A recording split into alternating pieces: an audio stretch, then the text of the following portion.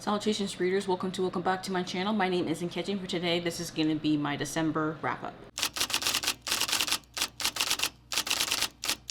So yes, this is the final wrap-up of 2024, and I have to say, I think I ended 2024 on a really good note, honestly.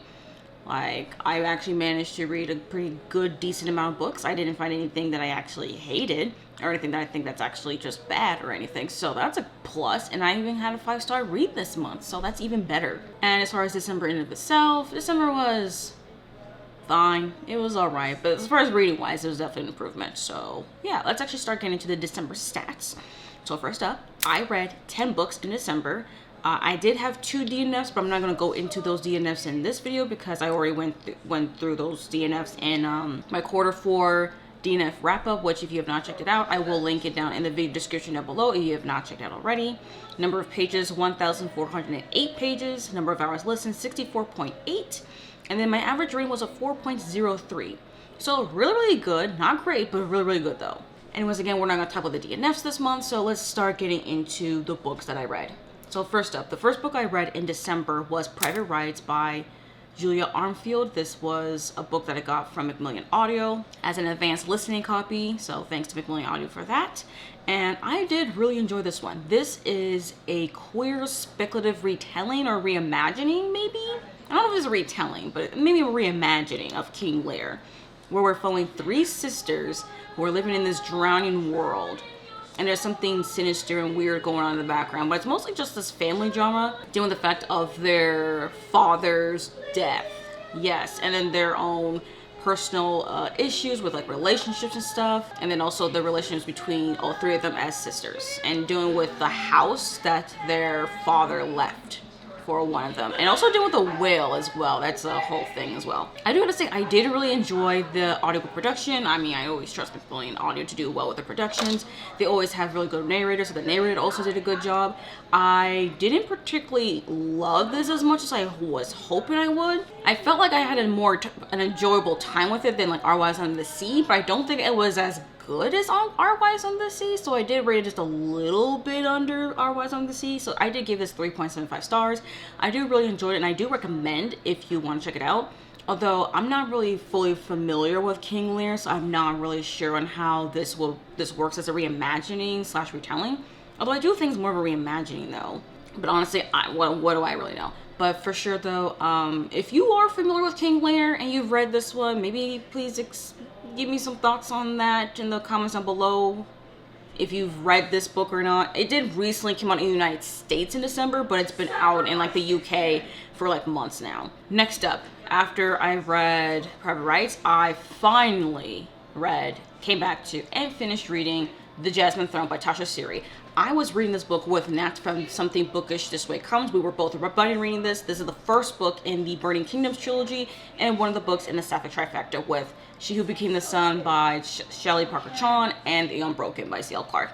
Now this is an adult queer, specifically sapphic fantasy, where we're following actually multiple characters, but primarily though we're following Priya and Malinali. Priya is a maidservant in this palace who is attending to Malinali, who gets into this other palace here, who is actually the princess of this particular kingdom, but she is banished and for punishment by her brother, who is currently the emperor. And there's a bunch of like side characters and other plots and things that I don't want to get into because it'd be more spoilery. But I will have to say, y'all, this book is really good.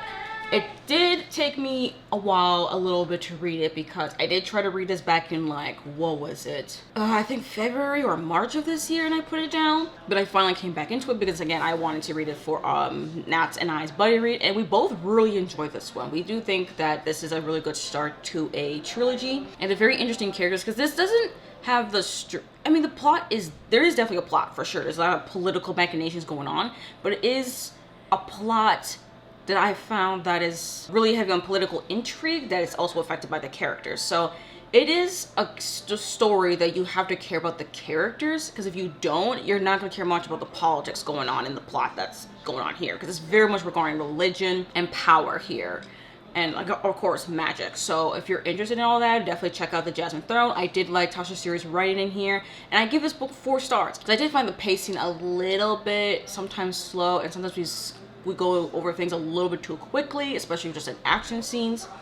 But the characters were interesting enough for me to continue on, and I look forward to reading the Oleander Sword, which Nat and I do plan on buddy reading as well, and I'm looking forward to reading the Oleander Sword. Next up, I read Don't Let the Forest In by C.G. Drews. This is a young adult paranormal horror that we're following an asexual spectrum autistic main character who returns to this boarding school. I don't know what else to say. There's definitely, I don't know. I'm not really sure necessarily how to describe this book, but it was just weird.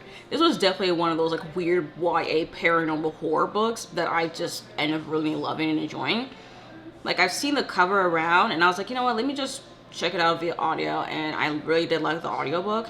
I did find the characters to be, I do feel sympathetic to them, but I do also have to say that they're not really the best. Like, they're not the best of people for sure. And I did like the audiobook. It's just that I don't know how much this book is really going to stick with me, because I did enjoy it at the time, but now I'm really thinking about it and talking about it. I don't know if this is something that I really like. I don't know. Like, I'm curious to read more by this author in the future. I gave it 4 stars because I did really enjoy my time with it, but just think about what was going on. Like, there's so much that happened, but I don't know necessarily how to talk about it without spoiling it, if that makes sense. But I will have to say, this was just actually pretty good, and I do look forward to the author's next novel. Alright, next up, I read Immortal Dark by Tigis Gurma. This is the first book in a trilogy, and this is also a book that I got an advanced listening copy from Hachette Audio that I also really enjoyed. So this one, we're following Kidan, who is trying to find her sister that she believes was kidnapped from a vampire, specifically the vampire that is in charge of this house that her parents left for her or her sister. And this house is part of like this university where humans and vampires have to coexist with each other. And Kidan is definitely not here for no vampires. But that's where we also meet Susunyos. And yeah, this was just really, really good, y'all. I think this was like a very fun, dark, young adult fantasy. This is definitely more on the older side of young adult fantasy, like for sure like the 16, 17, 18-year-old kind of range. For sure, most because of like the subject matter is really dark. We are dealing with like, I mean, sure it's like vampires, but also we're dealing with like pretty much like toxic relationships. We're also doing toxic behaviors and stuff. And I think this book also did come with content warnings in the beginning. Yes, it does come with content warnings as well, so if you are interested, at least check out the content warnings. And I would say I just really enjoyed this one. I really did like the writing in here.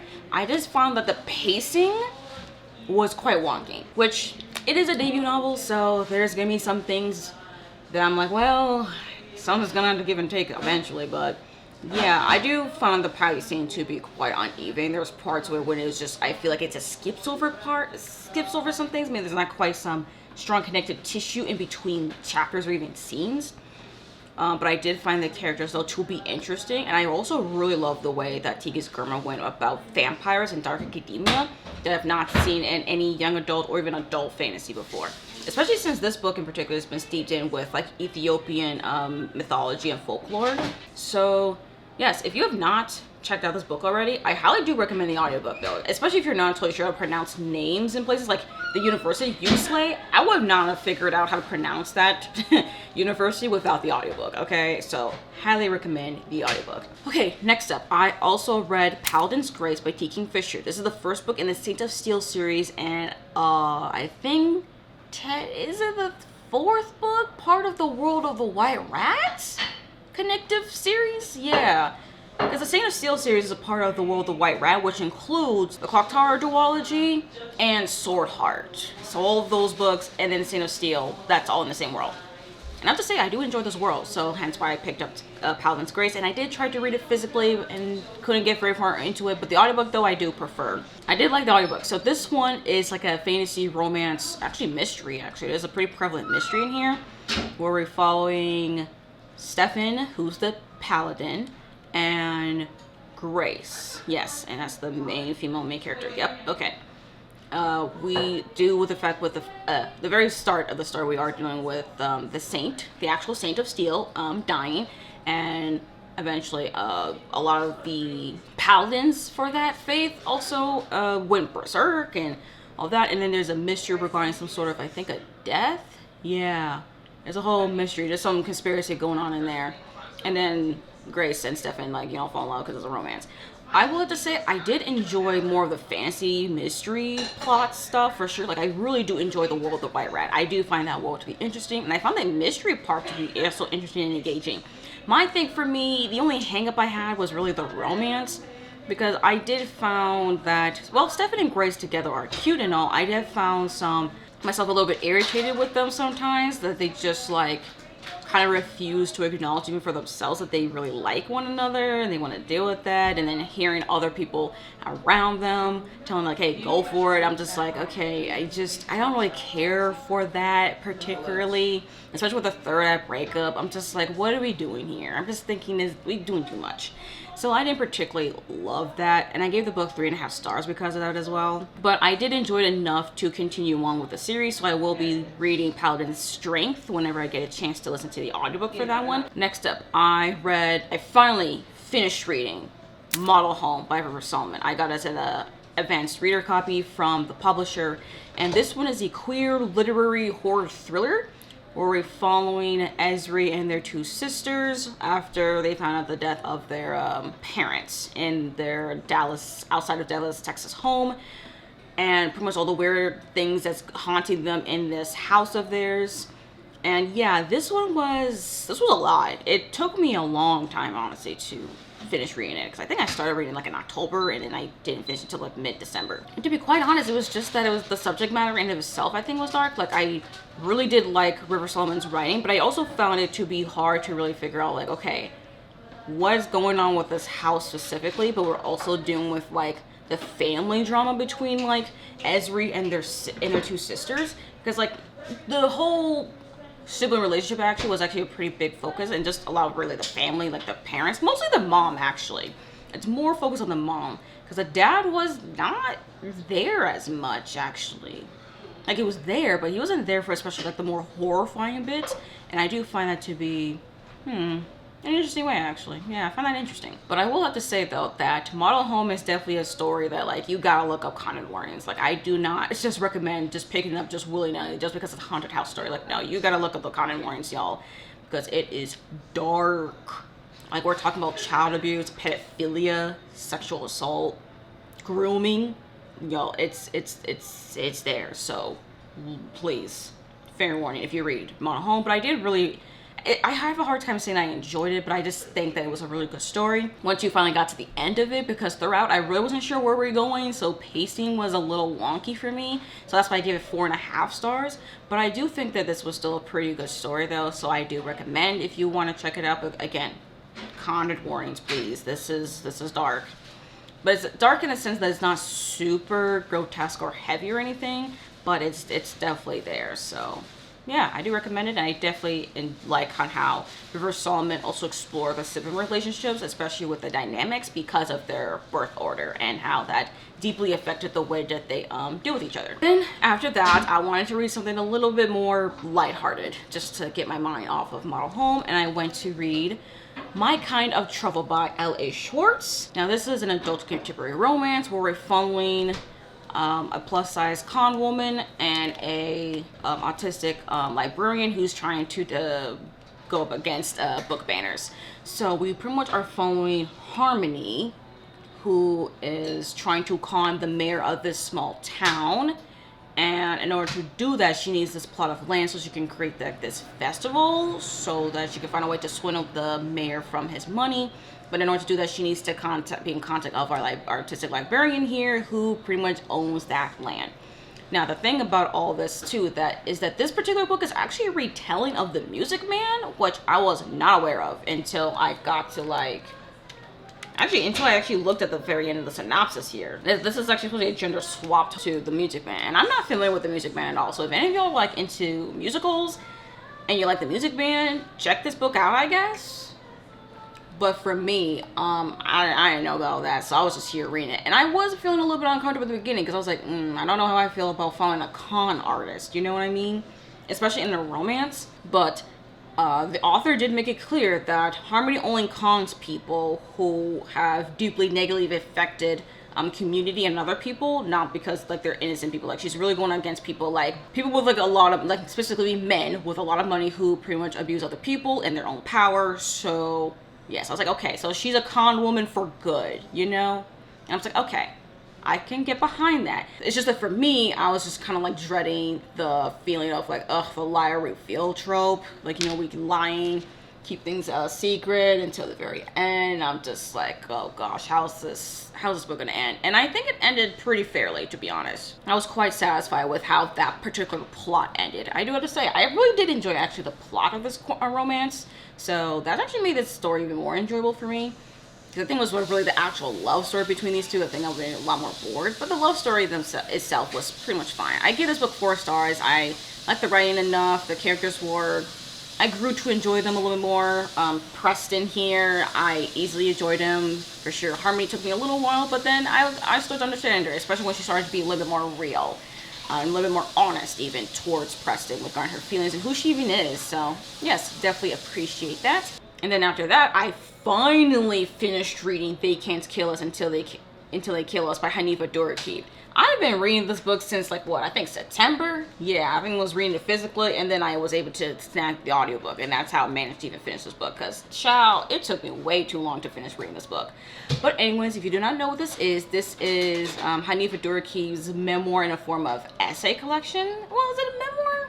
I mean, it is memoir-like, since it does talk a lot about acts of his own life, but also these are kind of like, this is kind of like a collection of just random essays that he's put in some publications, and also maybe for this specific collection as well, but it's really just a mixture of a lot of things. Like, we talk about music, it's definitely the main thing.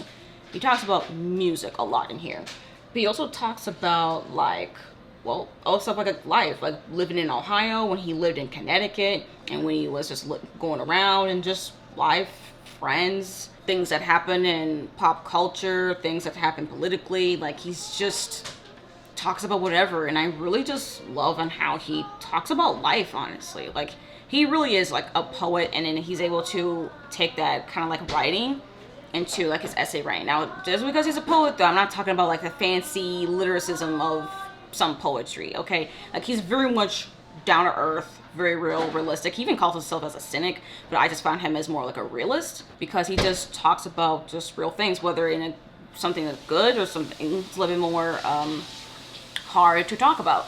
And I just love the way that he's able to like explore that and also talk about that in a way that really tugs you in the strings. And he's also pretty rhythmic as well. Like, there's a way of his style of prose that follows like his poetry that does have a certain flow to it, and I just really love that. So if you have not checked out this book already, please check it out.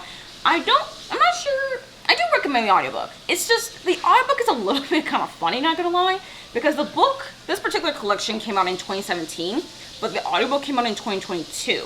So there are points in the audiobook where Hanifa Duraki, because he also narrates the audiobook as well, there's points where he's a little bit more reflective, actually, even of these essays, and that he even says, even before he reads what these essays are word by word, he even talks about like, hey, maybe this particular essay, there was just a point in time, I wrote this essay in a point in time where I felt these things and thought about these things, and now like, not quite that way anymore, but I still want to include it in the audiobook because that's what I felt like. I actually pretty much, I like that touch, not gonna lie, that sense, that really tangible sense of reflection, honestly. So I do recommend the audiobook for that.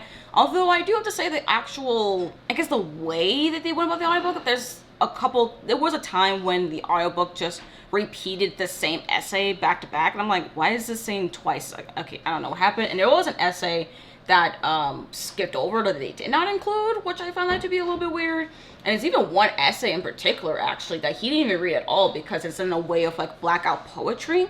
So he pretty much was like, look, just check out reading it with like your eyeballs kind of thing, and read however you want. He did not know how to really go about reading that particular essay, because honestly it could be read any other way. So yeah, he pretty much just left it up to the reader on that one. And so I don't know, I do like the audiobook production, not gonna lie, but I just have a couple qualms about it, but I do like it. I really love though how reflective the audiobook in of itself is, because it's been like 5 years in between the publication of the book and then the audiobook, so he felt being particularly reflective about that, so why not? And then after I read Hanifa Duraki, I did read a book that I am currently filming for a particular themed reading vlog.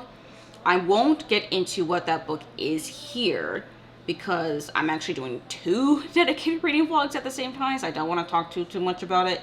But I will say this, that this particular book was fine. It was solid. That vlog hopefully will come soon. I don't know, actually. Maybe it won't come until like weeks and weeks later, but we shall see. But I did read a book for that vlog, and I don't want to spoil what that vlog is going to be. So yeah, I'm just gonna keep it under wraps for now. But just hold off on that one. You know, we'll come back to that particular book later in 2025. Okay. And now last, but certainly not least, this is like literally the best book of December. And I ended the year with this book. And it was also my 100th book of the year as well. And I'm so happy I finally read it. I don't know why I dragged my feet into it, but I finally read Redemptor by Jordan Ifueko. This is the second book in the Raybearer duology. In conclusion to it, and yes, I love this book, okay? I love it just as much as Raybearer. In fact, actually, I think I love this one a little bit more than Raybearer. I don't know. Like, this was just so good, y'all. Like, please, read this duology. Like, I read Raybearer in April, and I read this, and I finally finished in December. And I was a little bit worried that I won't remember, but the beginning definitely did remind me of, like, the important things we need to remember. Then after I read it after a while, I was like, oh yeah, I remember now. Okay. So yes, I did remember more than I thought I did. But yes, I will have to say, this was just really good, y'all. 5 freaking stars. If you have not read this duology, please do. It's young adult fantasy. We are dealing with like very much young, likable characters who pretty much are just trying to deal with like the world and making big decisions, and trying to stick to their own morals, especially with Tarisai. Like, I just love Tarisai, okay? She's such an amazing character. And I actually found that a particular character that we do get to explore further into like another book that's set in the same world. I also found his character to be very interesting, and I'm now even more excited to check out that other book in the same series, in the same world. It's not in part of series to standalone, but it's The Man in the Crocodile if you do not know what that book is. But yes, I love Redemptor. I'm so glad I finally finished reading this duology. Like, damn, finally read a duology. And next time, I'm not going to take too long in between books, okay? I'm not going to do that again. Especially not with a duology, you know? I'm not going to do that again. So, yes, I'm just here to say that Redemptor is really good. If you have not checked it out, please do yourself a favor and just check it out. Anyways, y'all, that is it. This is all the physical books that I have right here anyways, that I read in the month of December. So yeah, I read a solid 10 books and managed to read 100 books in 2024. So I don't know as far as orders of these videos, but hopefully soon y'all will get to know about like my best and worst books of the year, and also my review of 2024 and like my reading and all of that. So yeah, definitely look forward to that. But yeah, I'm so satisfied though with these books. I mean, this is a library book, but as far as the books I own physically, I'm just so glad that I finally read them and gone through my physical TBR for sure. So as far as January is concerned, I am recording this on January 1st. And I have to say, I'm hoping that January is going to be a good reading month, but also hope that I start off the year on a really good start as well, because I would love that, not gonna lie. I'm just so grateful though that I read Redemptor as my last book of 2024, so that it ended really nicely. But anyways, yes, that is it, y'all. That's all I have for y'all. Please comment down below y'all's thoughts on any of these books I've read, if you've read them or you're interested in. Also, let me know how y'all's December reading went as well. How did y'all end the reading year for yourself for 2024? And then if you have anything hopeful for January 2025 as far as your reading to start it off. Yeah, just very much curious about all of that. Anyways, thank you all again for coming to this video. Like if you like it, subscribe if you want to. If you're not totally sure what to say, but you want to leave me an emoji to let me know you're here, you know what? Let's leave a wolf emoji down in the comments in honor of this very odd cover for They Can't Kill Us Until They Can Kill Us. Until they kill us. So, yeah, let's leave a wolf emoji in the comments. Anyways, thank you all again for coming to this video, and I hope to see you on my next one. Bye!